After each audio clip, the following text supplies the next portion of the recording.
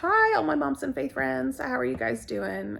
I hope y'all are doing well. I am doing a video because I thought I would read a book to your kiddos if you want something to break up the norm. I thought I was going to read God Gave Us Easter. However, it is missing in action with our Easter baskets and Easter eggs. Just, an awesome time to lose your Easter stuff a couple days before Easter. No big deal. Anyway, so I have another book that I thought it'd be fun to read, and it's just something to break up the time. It'd probably bore them to sleep, which might be a good thing for you guys. Anyway, if you want to hit pause on the video, you can go get your kiddos and then come back in and I will read you a story. So, hi everybody. The little guys, I just said hi to your moms. I'm Miss Kerri, and you probably know one or both of my kiddos. I have Lizzie Wenzel, she's in a 3rd grade, and Cooper Wenzel, who's in pre-K, and he's also in the turtle class at Faith Kids. So I am going to read to you today the story of Easter, and it is by Jean Miller and illustrated by Jerry Smath. It's kind of a fun book. I was going to tell you all about Easter, which I'm sure you guys have heard a lot about since it's coming up on Sunday. So let's get started. Long ago, in a land called Judea, a man named Jesus taught people about God's love for them. People came from all over the land to hear what he had to say, but not everyone liked Jesus. Some leaders worried that the people liked Jesus more than them, and they didn't like what Jesus said and that he was the Son of God. See that? There's Jesus right there preaching. Jesus met his 12, let me fix this just a little bit. There you go, so you can see. Not so much me. Jesus met the 12 of his closest followers who were called disciples. The Passover feast is in 2 days, he said. We shall meet then and eat together. A disciple named Judas heard that Jesus' enemies wanted to capture him. Judas met with them in secret. He offered to point Jesus out in return for 30 pieces of silver. I don't think Judas was a good friend of Jesus. Do you?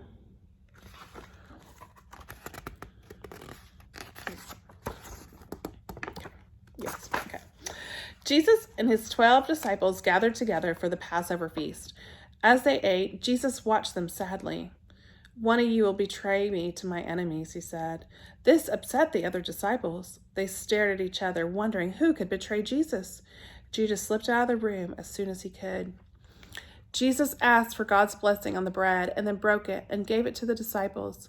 Take this, for this is my body, which I am giving up for you, he said.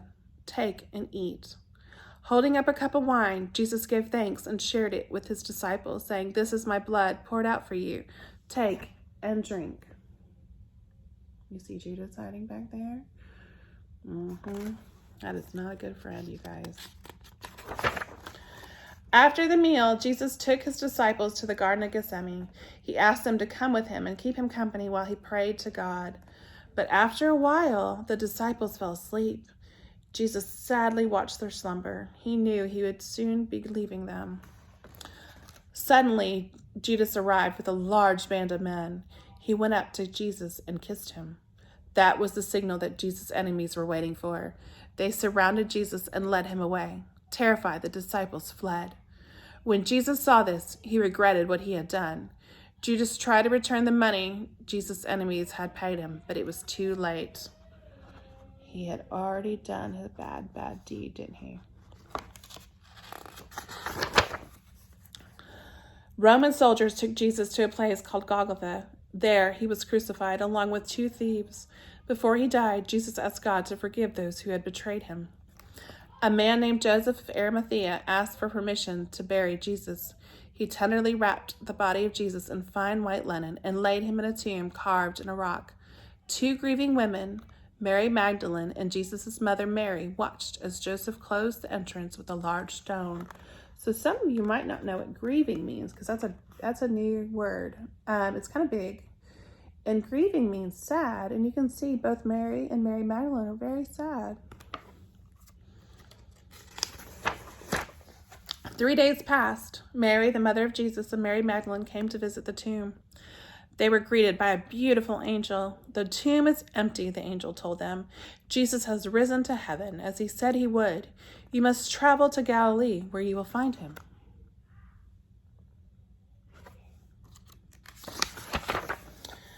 As the two women walked, they were met by Jesus. He greeted them, saying, All hail! Tell my brother the disciples to go to Galilee, and they will see them there.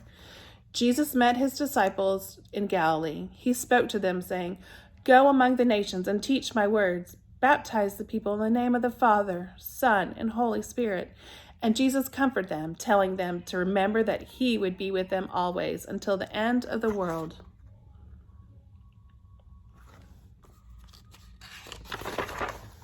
The events became the Christian holiday of Easter.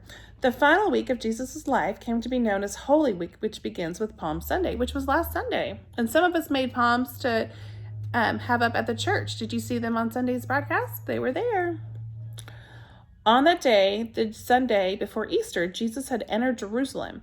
People greeted him waving palm branches. It's now a tradition for worshipers to receive palm branches or little crosses made of palm fronds in church on Palm Sunday. The Passover meal that Jesus ate with his disciples took place on a day that is now called Maundy Thursday. At this meal, Jesus commanded his disciples to love one another. The meal became known as the Last Supper. Good Friday, also called God's Friday, was the day when Romans put Jesus on a cross, which would be tomorrow. The cross became a symbol of Christianity, and the followers of Jesus came to be called Christians. Easter falls on a Sunday because that was the day Jesus was resurrected from the dead. Jesus' ascension to heaven 40 days later is called the Ascension. He goes to heaven for good.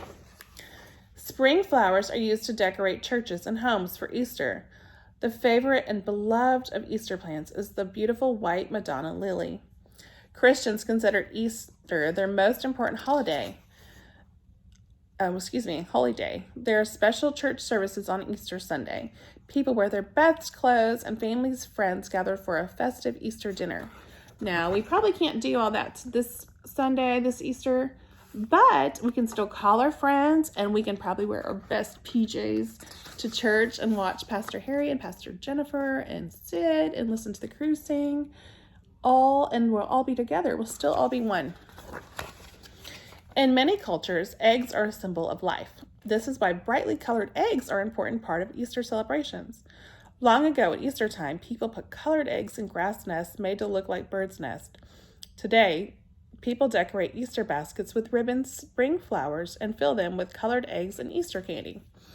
In the country of Ukraine, women make beautiful decorated eggs called pisanki. The word means written eggs. Pisanki are often presented to relatives and friends. They are treasured gifts kept for many years. I think I said that wrong, but that's okay. In England, Scotland, Ireland, and Wales, many people believe that the sun dances as it rises on Easter Sunday. People get up early in the morning and gather outdoors to wait for this to happen. And in many places, it's an old custom to call friends and relatives on Easter morning with the greeting, Christ is risen, to be answered with, He is risen indeed. And that would be a fun thing to do on Sunday. Since we can't be with our family or our friends, we could call our friends and family, we can FaceTime them, and we can tell them Christ is risen. I hope you all enjoyed our story. I miss seeing all you guys. I miss seeing a lot of you at Sunday at church. Anyway, I hope you all have a happy Easter and enjoyed my story, and maybe we can do some more. Bye, guys.